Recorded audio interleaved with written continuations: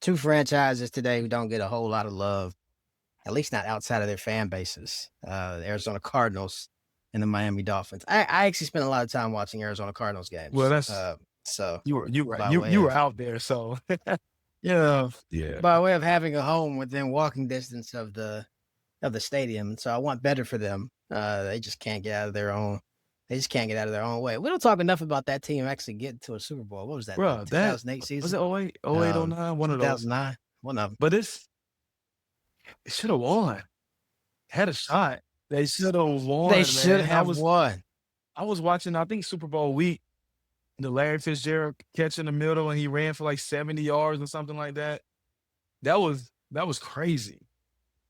Crazy. Hall of Fame And play. then it's just we don't Hall of talk Fame about play. that's the Steelers win, right? If I'm like, That's the Steelers win. you got to have 2 feet down to have a catch, right, in the end zone. He didn't catch that ball. Okay, I thought I was the only replay, one. he had 1 foot down. They were together. He had 1 foot down. Maybe I don't know the rules, but I thought you had to have 2 feet down inbounds. Great throw, great catch. But Yeah. I thought he had to have 2 feet down. Yeah. You might want to go back and look at it now. Actually, no, I saw a Twitter thread on this, I think the week of the Super Bowl. And somebody was like, He didn't get that 2 man feet ain't down. get 2 feet down. Like a replay. The announcer's like, great catch. They're looking at the feet. Out, whatever. What's Steelers, crazy? though, I don't so remember they what go- down that was. Let's just say that was 3rd down. Like, that's a big difference. Now you 4th down. Now you got a lot more pressure. That's crazy. Larry Fitzgerald can have a ring, man. Arizona Cardinals can be Super Bowl champs. Larry Fitz. And which is crazy. Which is crazy, right?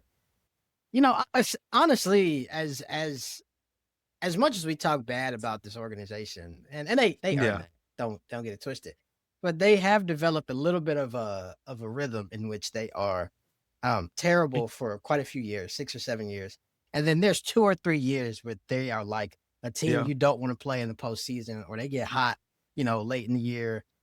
Play with getting to the Super Bowl, like we just mentioned, maybe almost win it, and then terrible again for 4 or 5 years. Nobody remembers. I think, what was this like in 2000? Was it 21? They started. What was it? 9-0, crazy, 10-0, and then that was with Cliff, right? and then the bottom that was with Cliff and Kyler, and then the bottom just fell out. It was something crazy like that. Yeah, they did something crazy. I think it was 9-1. It was 9-1, and then they ended up just losing 3 in a row late in the season.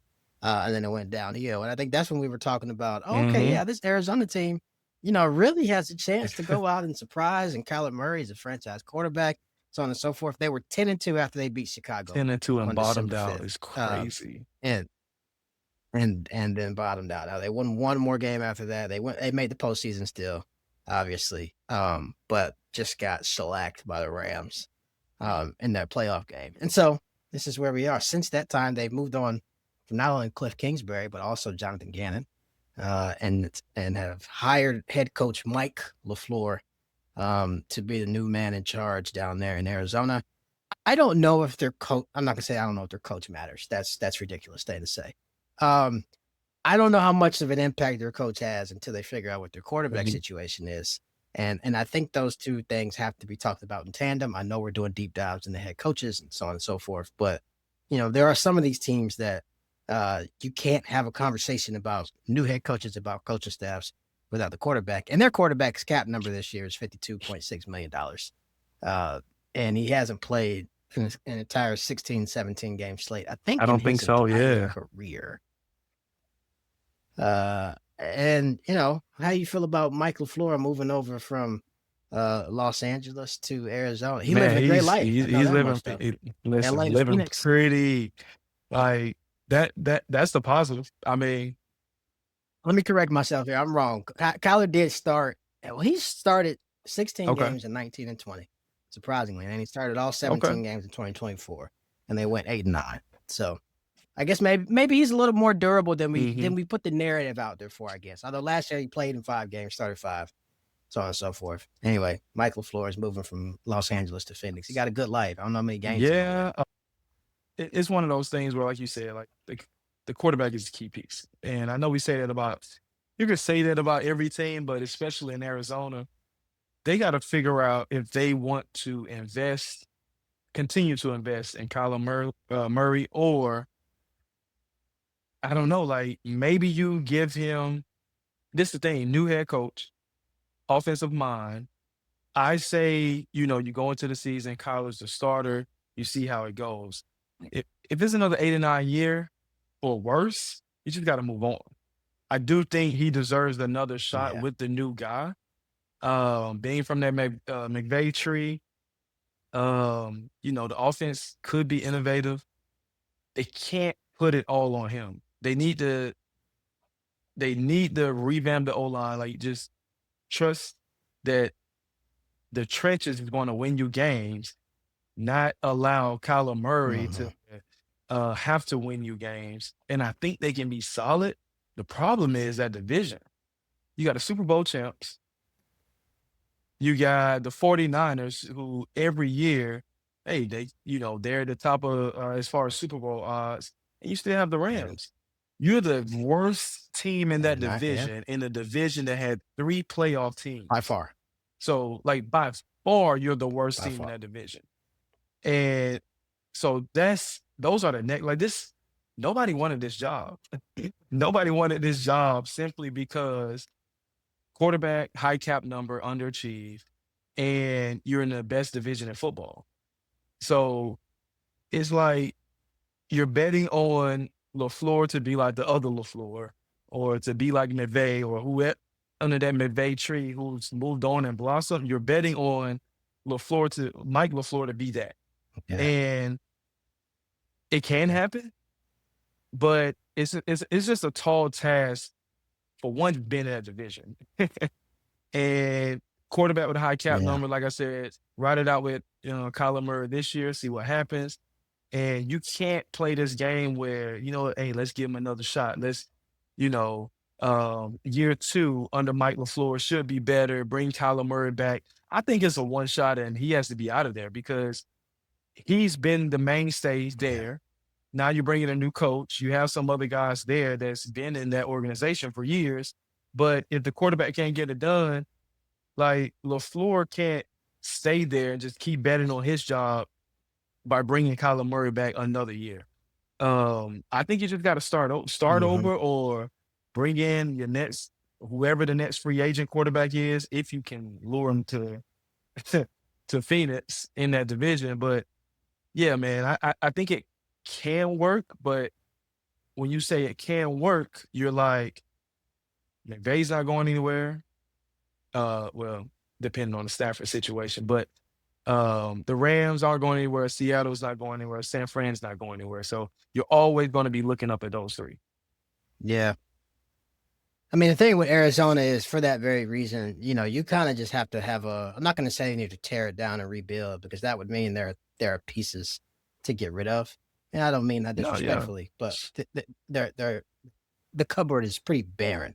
And so for them, it can't be a matter of, I think, let's plug and play. Let's find some, average veterans to put into these spots and see if we can contend.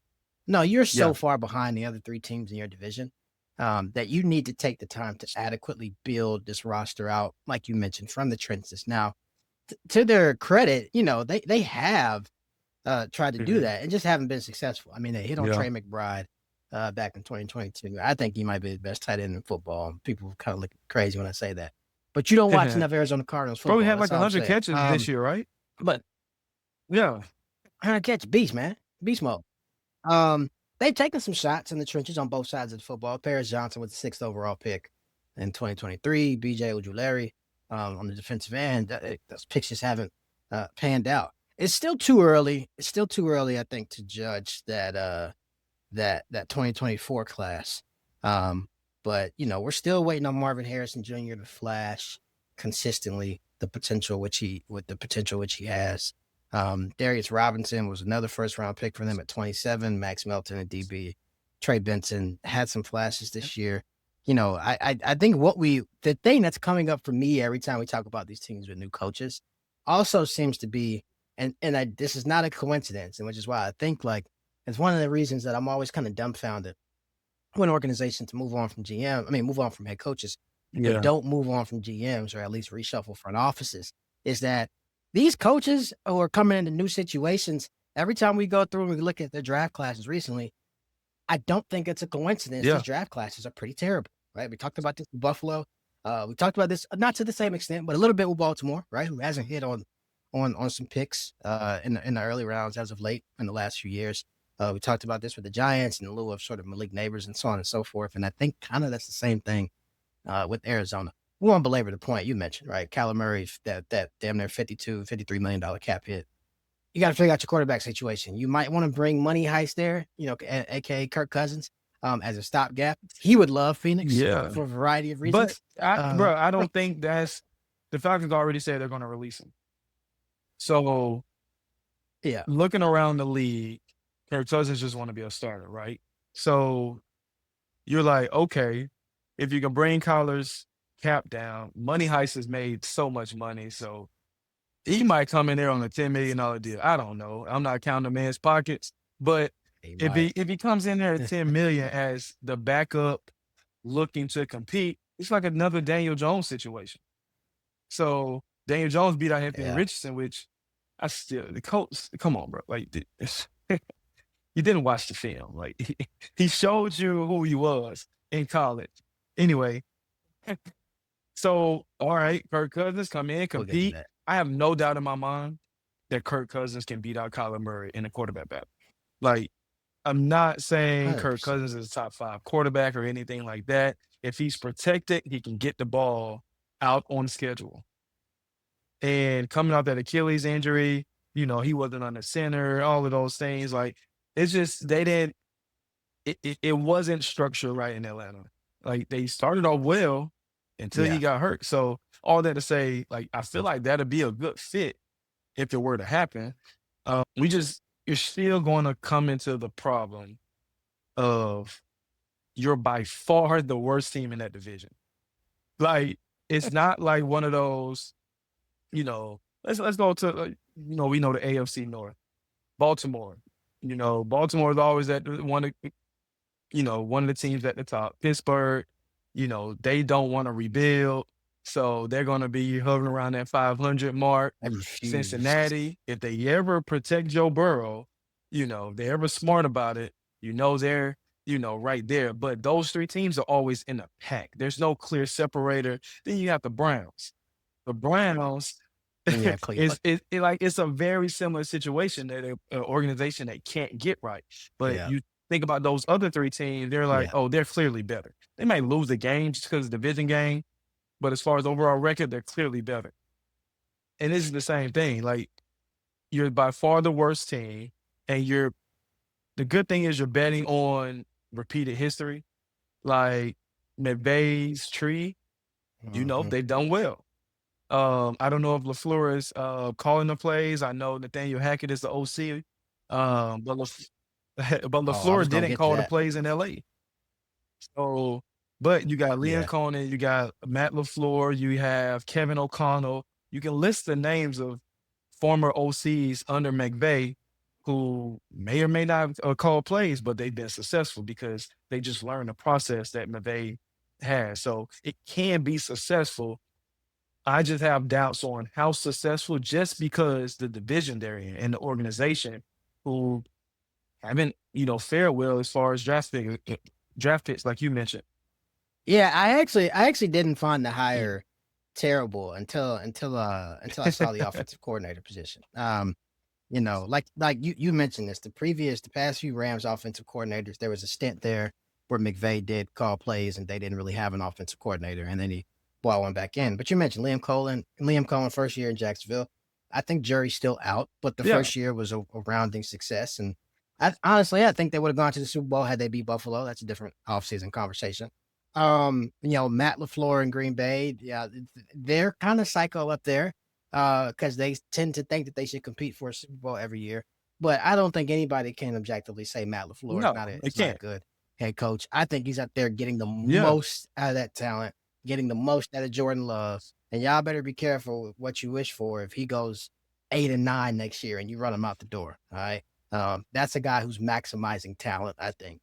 And then Kevin O'Connell. Well, the front office Yep. made the bad decision to move on from Sam Darnold in lieu of J.J. McCarthy. But those are all three guys who have been successes so far in their system. So I'd like to hire. The problem for me is, all right, Mike, you better be calling plays because I've seen Yeah. Nathaniel Hackett call plays for several years, and I absolutely hate it.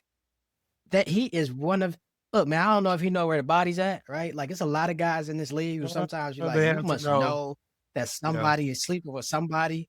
You know, you must be holding these huge dark secrets, right? You know what kind of stuff people like. I don't know.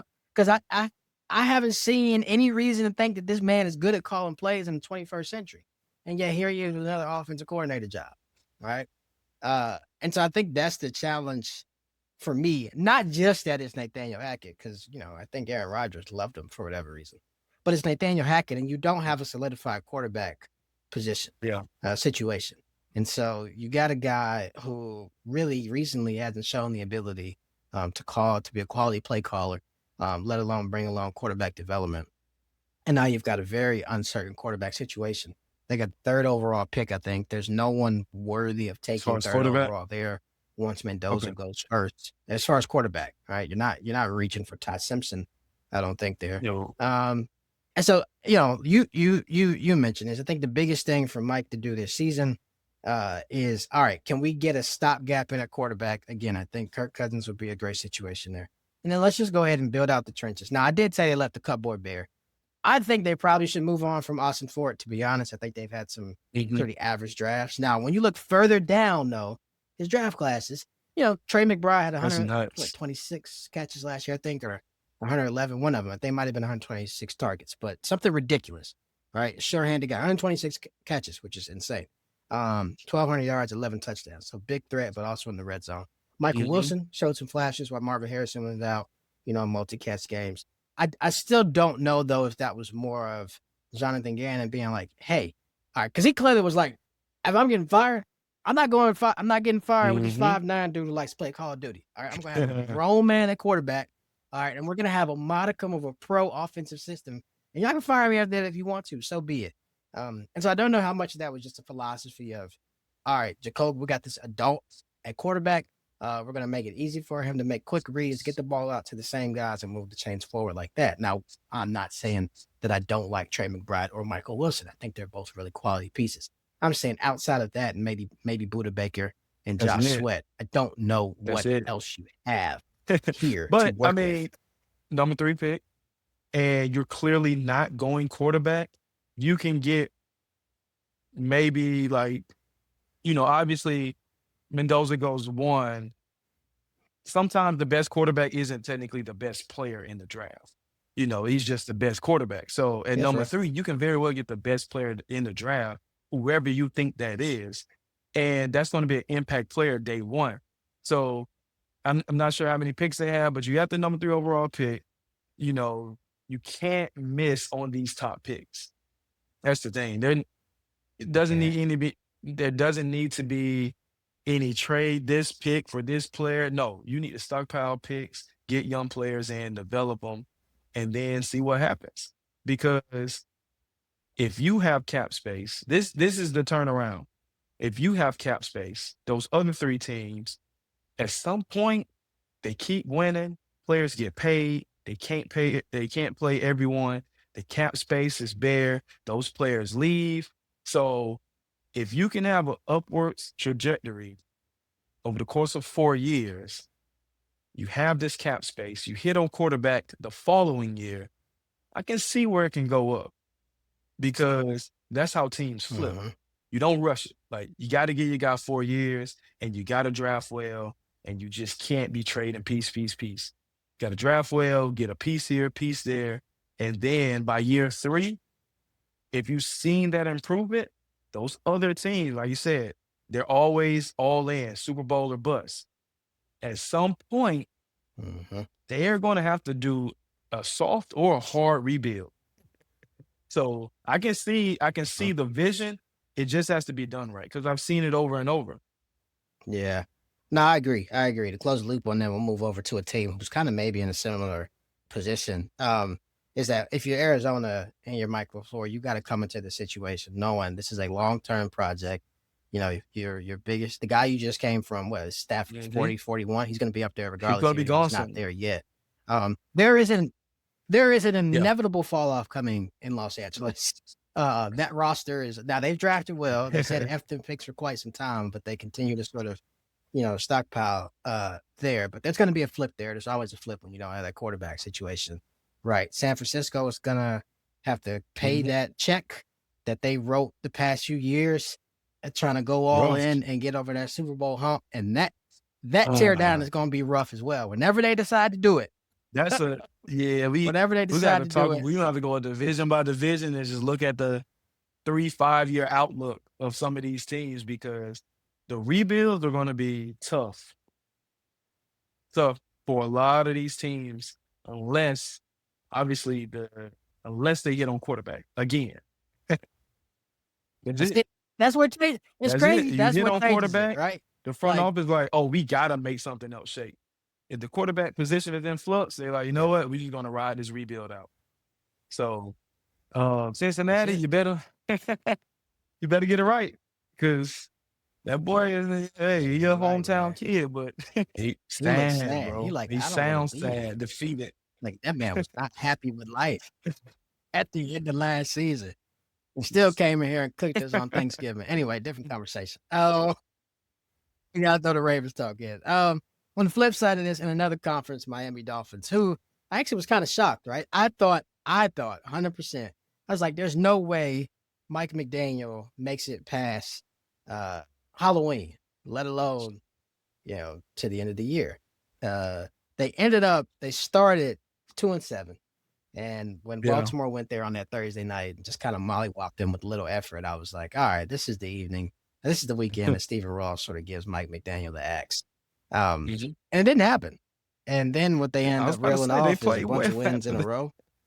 They played well down the stretch, finished 7-10. Now that last game against New England, it was cold, and they were clearly ready to go on to head to Cancun. But they've got a little bit. They've got a few pieces. I don't know how much you can take away from Quentin Ewers starting those final 3 games of the year and playing well against the Cincinnati defense that was just terrible, even though they ended up still getting blown out in that game.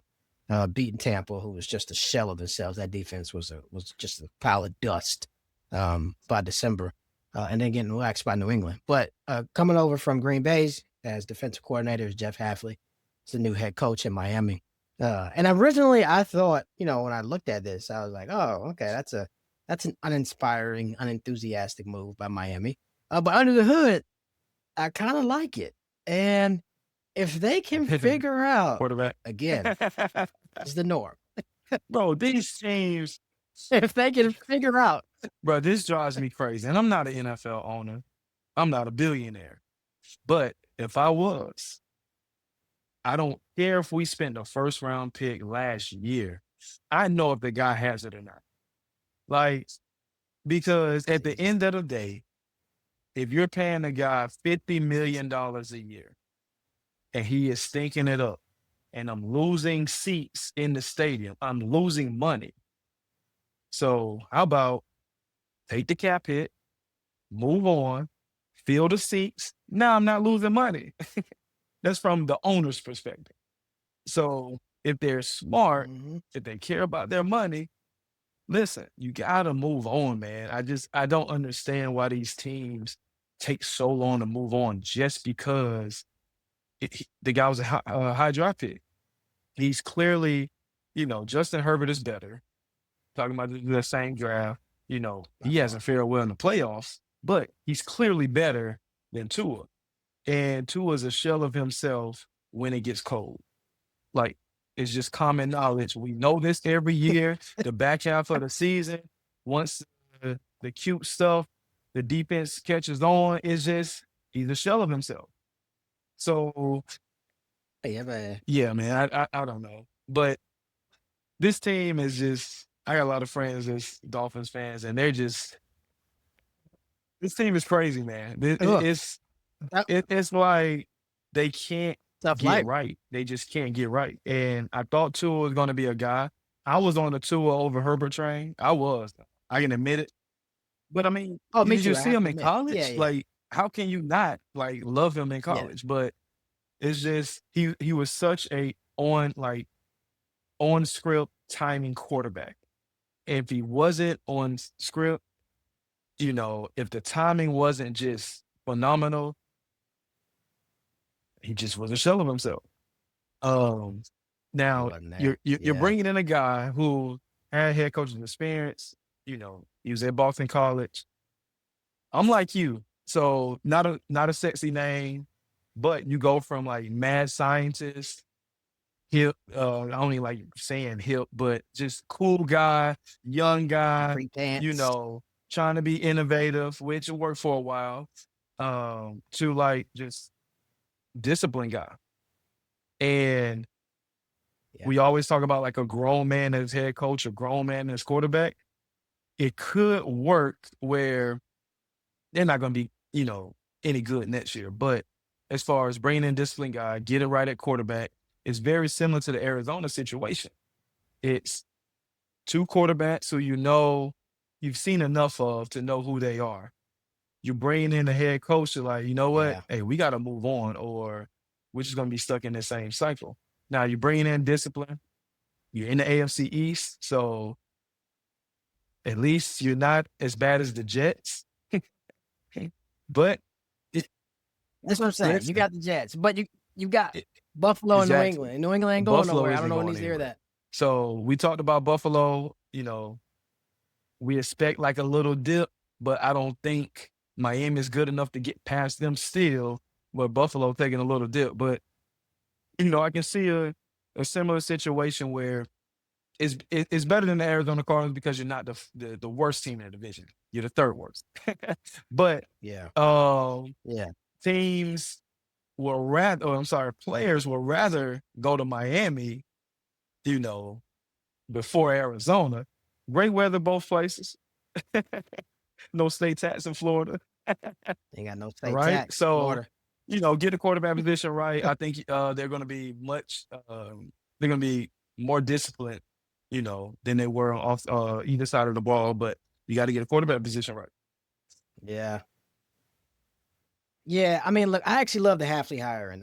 He was at Boston College for a few years, and there was just like, I'm out. I don't want to do this no more. I can't understand. Uh, look, I That's mean, I another know some conversation, people. bro. I can understand. I know We got some to have in people the like, off season yeah, because these head coaches, it's not just players getting paid. It's just a wild, wild west in college football, and they're like, I'm out.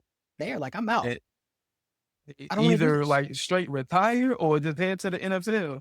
It wouldn't surprise me if a guy in Athens did that. So, like I That's it. said, that's another topic for the off season. That's the But whole conversation. yeah, I can see it, bro. That's the whole conversation. Yeah, it's just like, and he actually had a couple of quality years there in Boston College. I think they went 6-6, 7-5, which is wonderful to do in Chestnut Hill. The facilities there are just not, you have a lot of challenges to Bro, they have winning New games at Balance Boston jerseys. College. Okay. Period. Right. Come on, right? Be for real. They have New Balance jerseys. What are we talking about? You can get And then Adidas, Under Armour. Come on now. oh, I mean, at least I used to say about Yep. Georgia Tech and that Russell athletic stuff. I'm like, come on, man, it's the 21st century. Go ahead and put a swoosh on that jersey, man. Crazy. Anyway, pretty solid at Boston College. 6-5, 6-6, 3-9, and then 7-6. And it's just like, all right, I can't do this anymore. Went to Green Bay to be defensive coordinator. Not a whole lot of talent there. And but hey, he got the most out of Michael Parsons in that defense until Michael tore up his knee. I love the idea. I think a place like Miami, like first of all, I think they made 6 playoff appearances this century. We've never known the Dolphins to be the organization that we perceive them to be. That's because you and I sort of know sort of football history, right? And that the way that team was in the 70s and 80s with Dan Marino, and so on and so forth. I think in today's game, you got to have a grown man there as head coach who's going to instill discipline, who's going to have a cultural philosophy, right? And the thing with them is and I think Hafley might do this, and this is why I'm excited about the hire. Of course, they got to get the quarterback situation right. But they have an advantage in that one, you're going to be able to sign free agents there. Guys are going to want to come play for Miami.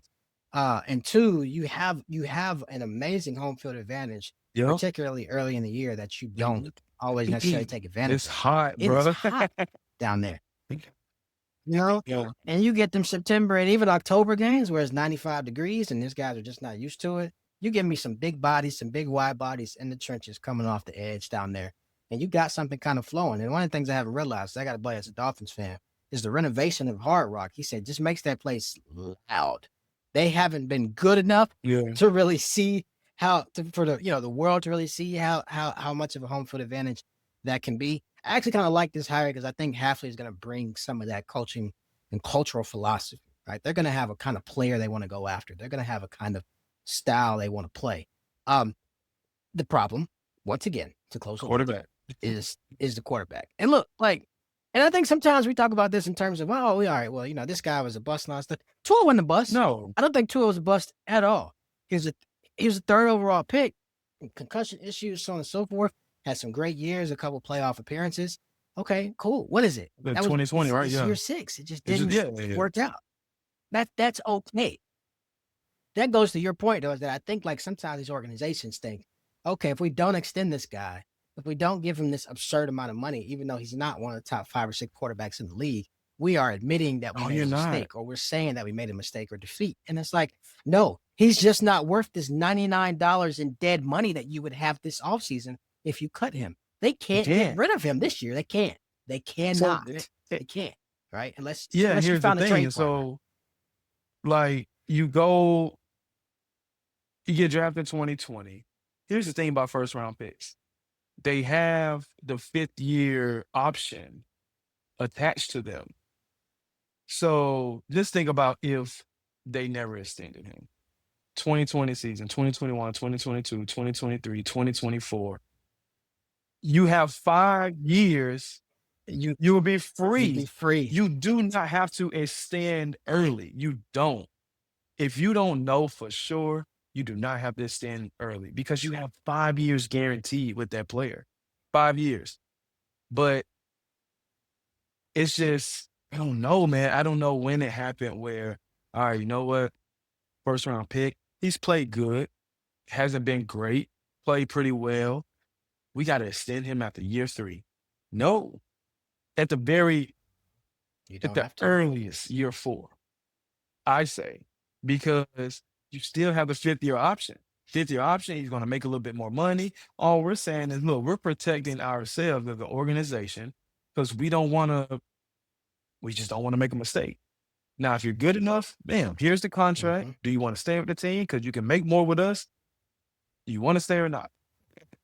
And if you walk, okay, we don't have this huge cap hit, and we can sign another guy. We can draft another guy. So it's like teams, man, they try to re-sign too early. I understand with generational guys, but if you're not a generational guy, if you haven't shown that you're a generational guy, not a generational talent, if you haven't shown on the field that you can be generational, don't re-sign extend these guys early because it's screwing you. It's doing more harm than good because now you can't let them go this year and you can't improve your roster.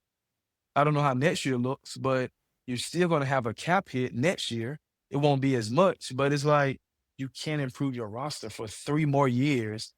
So that's entering year 3 of the new head coach. What if he's gone, 5-12, 6-11? Now it's year 3.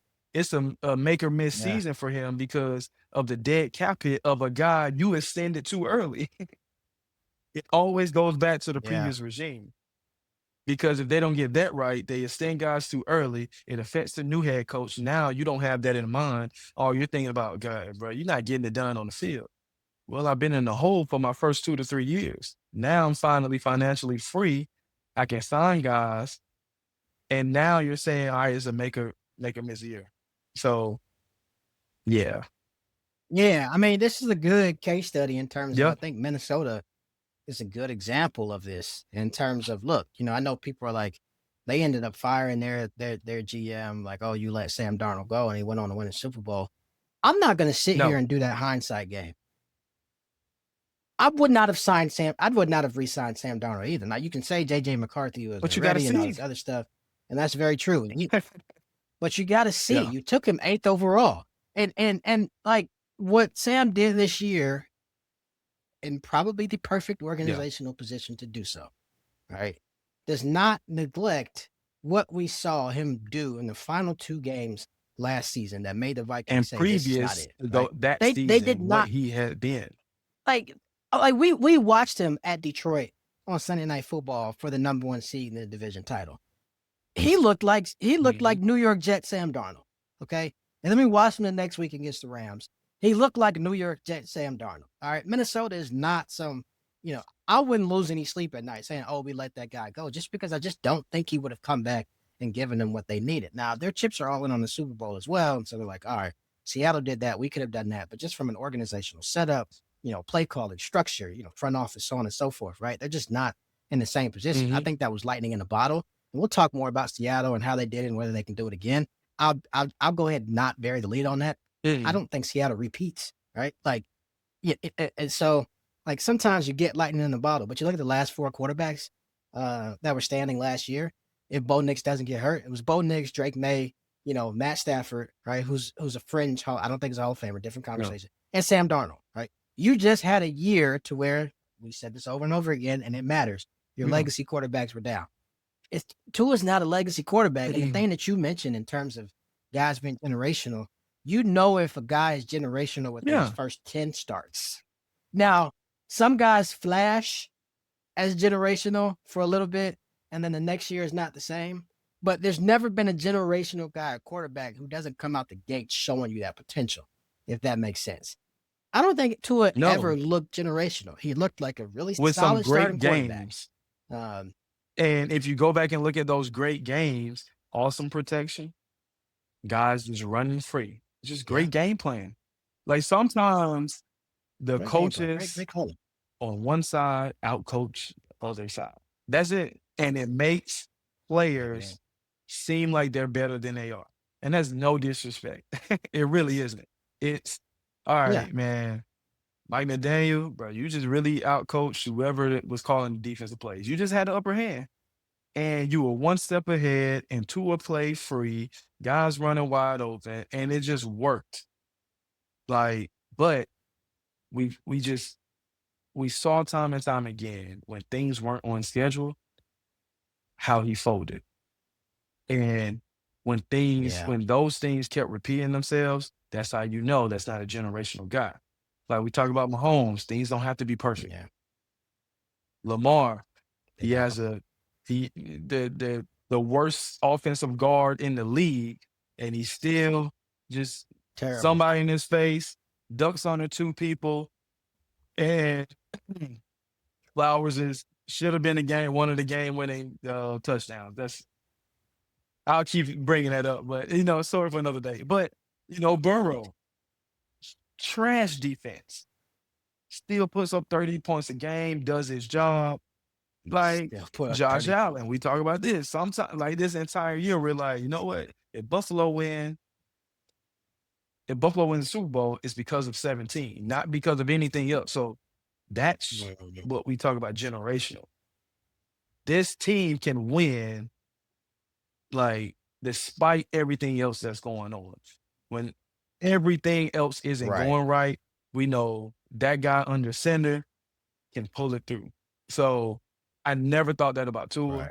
I don't think about that with certain guys, and that's okay.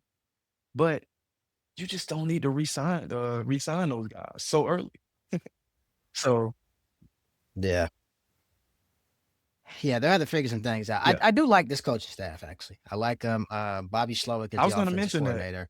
He was the passing game coordinator. Yeah, he was the passing game coordinator last year in Miami, and like I said, they had some moments where they looked good and where that ball was moving. He was also the offensive coordinator in Houston when Stroud had his best year. 24, when C.J. Stroud looked like a competent human being at quarterback and not the terrible mess that he looked like in that pocket. I still can't get over those postseason performances. That's a different conversation. If they can just bring in, look, they are a couple of off seasons away and hitting on a bunch of high draft picks, to be clear, away from being considered to be an actual contender. And even then, they still need a viable option at quarterback. But if they can bring in a veteran, and I don't know who that veteran is, right? If they have a steady hand at quarterback who can, slow it, can design some things around. They've got good explosive running backs. They've got decent, offensive line protection. Hafley's going to bring like a good philosophy on the defensive side of the ball. I'm saying that they could find themselves as an Yeah. 8 or 9 win team going into the last week of the season with the chance to sneak into the postseason. Now, they'd be a 7 seed, and whoever the 2 seed is would annihilate them. Let me be clear. Yeah. Right. But the coaching hire and the hires that Hafley's made around them, I think, puts them in a position to potentially surprise some people next year. And they seem to be an organization that is just against bottoming out as well. And you know what? Like, I kind of respect that as I get older. Like only one team can win a title a year. Right? I think Ross is just like, no, I don't have a desire to go 3-14 or 2-15 so that I can maybe draft a quarterback. And we've been saying for 2 years, oh, well, the next quarterback draft class, we got to cut that out. We don't know. We just don't know until the year It's all comes. projection. Stop thinking about talent, and bro, the games have to be played. Just let it play out. I know we have talking points in the season, but that's something I don't want this show to be like that. We're not talking projecting how good a prospect is going to be before his last college season. Like, okay, that season over, let's project. But the guy's entering his last season or the next season, and we're already projecting how good of an NFL player is going to be. Just stop. Let him finish out his career, then we project. It's pretty ridiculous, especially after the way we did that. We, as in everyone in the football world, this last offseason, because this was supposed to be the 1983 draft of quarterbacks, this one coming up. I mean, this was all people would talk about last spring and summer. Oh, we got Arch Manning and Lenore Sellers and Garrett Nussmeier and Drew Aller and all. There could be 7 or 8 quarterbacks that go in the first round. Cut it out. First of all, because none of y'all mentioned Fernando Mendoza. He's about to go number 1 overall. All right. And number 2, a lot of them guys were trash this past season. I was about to say, which is a great segue into our conversation on college football's biggest disappointments of 2025. I know I put some options on here, but the thing about college football disappointments is that there were a wide array of them. Ones that were a little bit more obvious and ones that weren't as obvious. And so I'm gonna just sort of blast off here with one, and then I'm gonna turn it over to you. And I'm not gonna go with the most obvious one, actually. I'm gonna go with the one that kind of emerged later on. And for me, that was Florida State. Because I don't think anybody expected them to, come out there and win 9 or 10 games this year. That was not the expectation. But you open the season, what was that, August 31st? It was a home game. It was pouring. I mean, the Noles annihilated Alabama. Like, from start to finish, it was just an old-fashioned clean butt whooping. Florida State dog-walked Alabama up and down the field. That game was never competitive, but there was never a point in time when they were playing each other where I thought there were 2 teams with the same amount of strength and talent and coaching ability and just sheer sort of want to on that field. That's how bad Florida State beat Alabama in that game, and anybody who watched it saw it. And all of a sudden, the following week, they were in the top 10. And then it was just kind of a crater. They beat some of those, they played some lesser opponents thereafter. But we kind of expected that they would. All right, Florida State's back, right? They turned around, went out and invested in the transfer portal, and those transfers are going to pay off. And then the end of the season was just more of kind of what the Noles have become under Mike Norvell. The biggest thing with them is they kind of needed to be as good as we all thought they would be after the Alabama game, because they can't afford to fire their coach. And I think like that is one of the unfortunate things about a college football team that you and I both root for. They are broke. I think I want to say $500 million in debt is the athletic department. Mike Norvell's buyout is somewhere near, I think, $70 million. he clearly is not recruiting up to the standards that folks in Tallahassee have become accustomed to. Uh, and it's like, well, we can't fire him because we can't afford to, which is basically you admitting that 2026 in And the month of February Yep. is already a punt Yep. on the season as well. Florida State disappointment, and it's not looking good No, it for the was future. Sorry. so the thing about it is, that third man, that I say that 13 season, the 2023 season, it literally derailed an entire program, which is nuts. Like you Yeah. go undefeated, Yeah. Jordan Travis. There's not a this is not the fan in me. There's not a doubt in my mind Florida State wins the national championship that year. Like I was Oh, so with Jordan Travis. if he Yeah. doesn't get hurt, the way the defense was playing, literally no one was stopping him. Clemson, it was a close game. I think Florida ended up being close. All the rivalry games were close as far as the score, but you saw that they were still the best team. Um, Unfortunate Mhm. injury, and then they don't get the shot. I think if they get a shot to be in, even if they lose that game, it doesn't fall off a cliff like it did because that showing Yeah. against Georgia, I know it was a lot of twos and threes and fours, but it's like you just can't you just can't forget that score and how it looked on the field. Yeah. Going to that next year, you go 2-10, you up against Georgia Tech, I think in Scotland, and it just doesn't work out for you. They come back. You had a few last minute losses, and then this past year, I was excited. So going into the season, I was like, you know what? Coming up 2-10, I'm I'm I'm thinking modest. I'm like 8 wins. Okay. I'm taking Alabama. That's an L. Just it's Alabama. I mean, I'm just Yeah. I'm thinking Alabama's a L. I know Miami is better. Miami is probably an L. Clemson is a toss up. Florida is a toss up, but probably an L because I just know the trenches they have, and I know I follow the team. I just know as far as the talent against talent, I just know what team is better. So I'm like, you know what? 8-4. You go 8-4, quality bowl win, get to 9 wins. That's a good season coming off of 2-10. You just went 13-0. Previous year before that, you went 10-3. That's solid. One off 2-10 year. But start off great. I think Mhm. the worst thing to happen was that win against Alabama. But if you don't win, Yeah. you're like, you know Yeah. what? 2-10 wasn't a fluke. Now your hopes are up. Mhm. But because you had that win, because you blow out these lesser teams, you go on the road on a Friday against Virginia, could have won that game. Deuce Robinson catches the pass in the Should've. back of the end zone and doesn't juggle it. You're not in that situation. I can't remember if that was to tie or to go up. Um, but I think it was to go up. I can't remember. But that win, that loss close. Um, it seemed like the Stanford loss was when I was like, you know what?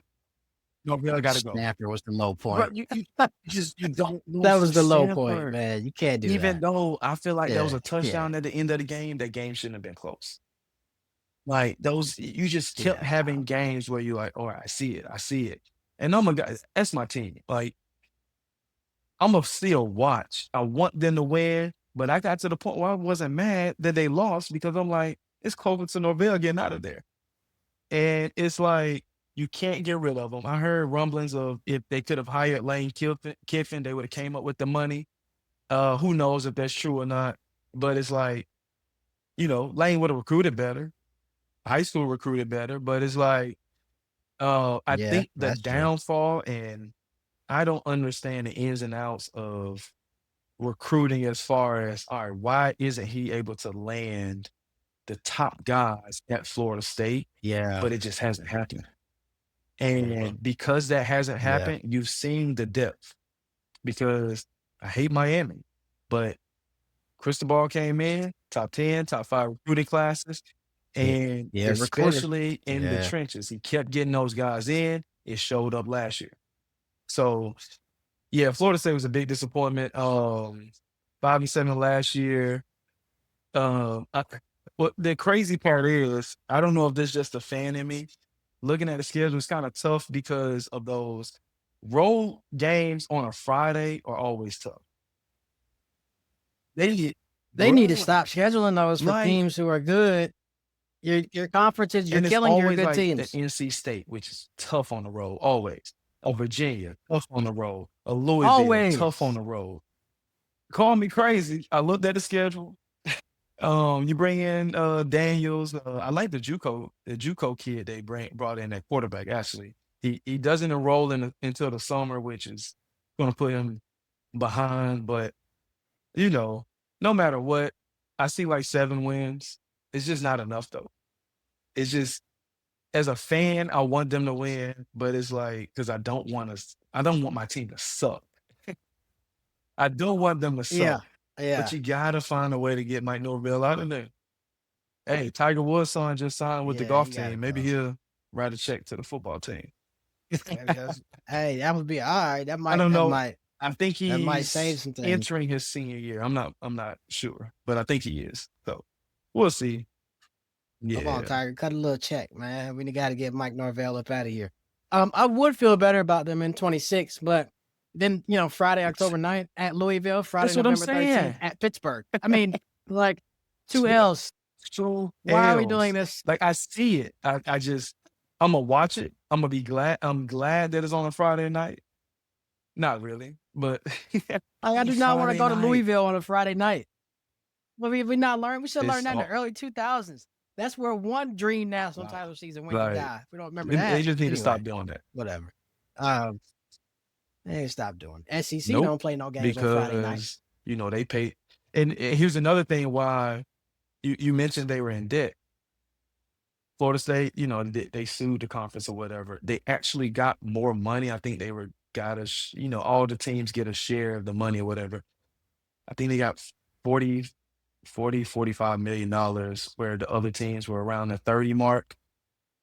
It's still around $30 million less than the SEC and Big Ten. So you think about Florida State as a program, that's a national brand. But the reason why they want to get out of the ACC is because of that. You're just not getting the revenue share like these other teams that you're competing with on the recruiting trail. Yeah. So you're just never going to catch up until you get out of that conference. I don't care if the geography doesn't make sense. Go to the Big Ten. Get None of it paid. makes sense anymore. You have more money, and I promise you it's going to go up, because Florida State in the ACC just can't compete for national titles. You just can't. It's a wrap. I mean, it is what it is. Yeah, man. I don't know. Yeah. They're going to have to figure something out. You want to? I'll rattle off a couple. We don't got to do a deep dive. Texas was definitely a disappointment, even though they went 10-3. That's the crazy part. They went 10-3. They're a disappointment because Archer was a disappointment. That was an unimpressive 10-3. It was, but I think, if I remember correctly, I think I have them as my number 1 in the preseason. But yeah, wow, I remember my number 1. I like Muschamp coming back as DC. I like the addition of Cam Coleman from Auburn. So I expect big things from Texas. Penn State, obviously, we don't have to talk about that really, but I can see 9 wins from them. They don't play Ohio State or Indiana, or Oregon. Clemson, 7-6 last year. I don't see them getting much better. We are going to have a Dabo episode. 7-5, and of course, South Carolina. You had a Heisman Trophy candidate, and he just didn't play well. And I don't see them being that much better. He may be better, but the team record, I don't see them. He may be better. I don't know. I don't see them getting much better. That was their year. I mean, on Texas, I say they were such an unimpressive 10-3, because I remember, I think they beat Kentucky in overtime. 10-7 is nothing, right? On the road. Like low scoring. It was crazy. Yeah. There we go. 16-13 in overtime. And then the next week went to Mississippi State, the Fighting Jeff Libby's. I like that guy. Beat Yep. them 45-38 in overtime. Came back barely. They went up on Vandy early, and then Vandy stormed back, and they managed to complete that one. And then just went to Athens and got boat raced by a superior team in Georgia. Just not a very impressive. Like, I mean, yeah, you went 10-3. I don't know how good that 10-3 actually was, because in hindsight, I don't know how good like, Texas we don't know how A&M good was, the SEC for was example. outside of a couple teams. That part, very overrated conference. I said it. Overrated conference. Overrated. And that doesn't mean these teams aren't good, like the Georgias, the Alabamas. You know, it's just stop saying, well, we got the most depth and blah, blah, blah, when you have Missouri and Kentucky and, you know, all these other teams who just didn't play well. Whatever. Them days are over, man. It's funny what happens when everybody can pay their players. Hey, we should have hit on the crystal ball and Kirby Smart jabs. I don't know if you saw that. Oh, I seen it. We're going to get there. We're going to get there. We got 3 straight Big Ten national titles now, right? Michigan, Ohio State, and Indiana, of all people. All right, hey, it just means more, does it? I don't think it does. I don't think it does. The only one here to elaborate on is really Penn State, man, which has to, above all, be the most disappointing. Maybe the most disappointing season this century in college football. I mean, like, I don't think we talked. We did talk about it enough. Actually, I'm not going to be hyperbolic, but like, this was my preseason number one. This was a lot of people's preseason number one. This was supposed to be the year James Franklin finally got over the hump. This team was a couple snaps away from playing for the national title the year before. And then the way it just bottomed out, or the Oregon loss is excusable. The UCLA one? It's totally fine. I was like, he out of there. I was watching that game, and it's just like, see, this is the problem with them super conferences. You had that huge sort of emotional letdown, and then you had to go to the other side of the country and play a game. It came on at like 3:30. So, you know, early afternoon on your body clock, and I don't know. Anyway, this is just what's going to happen. And then losing to Northwestern at home the week after. It's just like a final sort of signal. Now, they kept playing for it. The players kept playing. They almost beat Indiana before Omar Cooper Jr. made that miraculous catch. One of the most disappointing years in football that I've ever seen. But they basically have Rocco Beck and Iowa State coming over in the roster this year. And like we said, you know, no Ohio State, no Michigan, no Oregon, no Indiana. Just saying. If you're a betting person, and neither of us are, but if you're a betting person, see that I was about to say, we need to look at the over under and win total. You know it, bro. I bet it's probably. I don't know. I see that 7.5. I'm gonna guess 7.5. You better get your coins right, man. If you into this kind of thing, we're not. I'm just saying. Oh, okay. What so Vegas knows something then too. It's 10.5. Okay, they know something then. All right. Vegas know. Vegas. Okay, we know. We know what we talk about. We don't look this stuff. I thought it was gonna be like I was 6. really thinking it was gonna be like 7.5, 8. I would have tipped over on 8. I'm literally thinking 9, 10 wins. So, yeah, man. I mean, this has the chance to be like I think a very. So I mean, I had them as number 10 in my preseason top 10. Now, all right. Well, the cat is out on that. LSU was also disappointing. Yeah. Brian Kelly finally got the hell up out of there. He getting paid. Terrible. Though. Like, it's all good. Him and his family. Oh my God. They are set for life. They are set for life. Hey, next week, man, we're gonna be back. We're gonna talk a little bit more about teams we expect to have big turnarounds next year in college football. This is actually a really interesting conversation now, because before the transfer portal, it was like, all right, are you doing a lot of projections and all this other stuff? You know, now a lot of guys plug and play. What's your returning production? The biggest thing in these college football turnarounds now, who do you play? Because it's the only thing that matters now, right? So it's the only thing that matters. Really don't matter how good you are, depending on who you play. Because by the end of the season, you got a totally different team anyway. So we'll do that. We'll talk about the Falcons. We'll hire Kevin Stefanski, and then also have just some other. Look, man, the Falcons are just they're very entertaining franchise. They're very entertaining. Not good, but they're a very entertaining franchise. It's a lot going on there in Falcon Land. And we'll get into that more a little bit next week. And then we'll have we gotta talk a little Yeah, bit man. Our combine. guy, Combine will be D'Angelo over Puns, by the end of the week killed it. as well. Yeah, he gonna end up going in the first round, man. I was hoping he'd be there when the Ravens picked again. So make sure you subscribe, like the show, follow us, share it, all that good stuff. We'll be back next week, man. Y'all be easy out here.